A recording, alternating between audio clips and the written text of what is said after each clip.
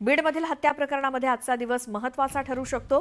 वाल्मिक कराड आत्मसमर्पण करू शकतात। रात्री त्यांना पुण्यामध्ये ताब्यात घेतल्याची माहिती मिळाली होती, मात्र ती खोटी ठरली। आज सीआयडीसाठी महत्त्वाचा दिवस आहे। फरार आरोपींची संपत्ती सील करण्याचा कोर्ट परवानगी देण्याची शक्यता आहे। काल सापडलेल्या मोबाईलमधील काही महत्त्वाची माहिती देखील आज बाहेर येण्याची शक्यता आहे।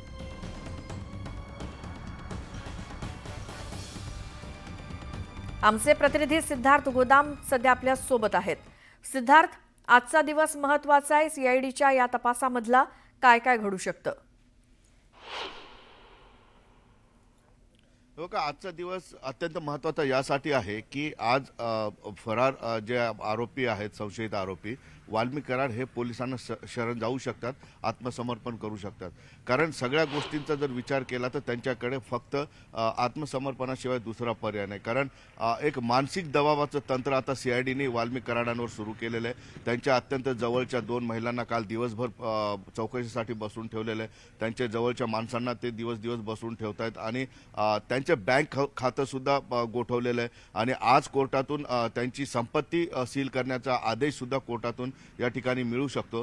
त्यामुळे वाल्मिक कराड यांच्या आत्मसमर्पणाशिवाय पर्याय। आणि दुसरी महत्त्वाची गोष्ट अशी की त्यांचा जो लीगल सेल टीम आहे त्यांच्याकडून सुद्धा वाल्मिक कराड यांना एक संदेश गेलेला आहे की अँटिसेप्टरी या प्रकरणामध्ये आपल्याला भेटणं फार अवघड आहे। त्यामुळे आत्मसमर्पण करणं आणि पुढच्या कारवाईला सामोरं जाणं हा पर्याय ठेवलेला आहे त्यांच्या लीगल टीमने सुद्धा। त्यामुळे आज संध्याकाळी किंवा आज रात्रभरामध्ये वाल्मिक कराड हे या ठिकाणी आत्मसमर्पण करू शकतात। आता तपासातले महत्त्वाचे मुद्दे असे आहेत की काल जे 2 मोबाईल सापडले होते आरोपीच्या गाडीमधून, त्या मोबाईलचा डाटा काही आज येऊ शकतो, महत्त्वाचा डाटा। त्यासाठी आपल्याला प्रयत्न करावे लागतील। दुसरी महत्त्वाची गोष्ट अशी आहे की जी गाडी ताब्यात घेतलेल्या आरोपींकडून त्या गाडीवर जे काही ठसे बोटाचे ठसे किंवा हे सापडलेले आहेत ते सगळ्या 7ही आरोपींची मॅच झालेले आहेत। कारण 4 आरोपी अटकेत आहेत तर 3 आरोपी अजूनही फरार आहेत। आता सीआयडीचे जवळपास 150 कर्मचारी अधिकारी या प्रकरणावर काम करत आहेत।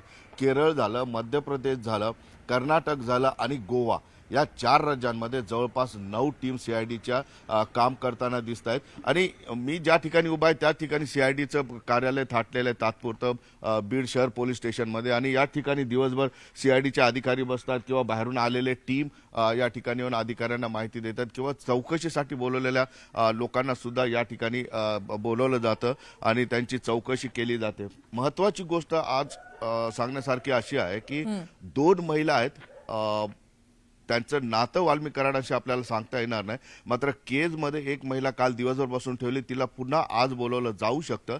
आणि जामखेडची एक महिला काल या ठिकाणी या पोलीस स्टेशनमध्ये दिवसभर बसून ठेवलं होतं।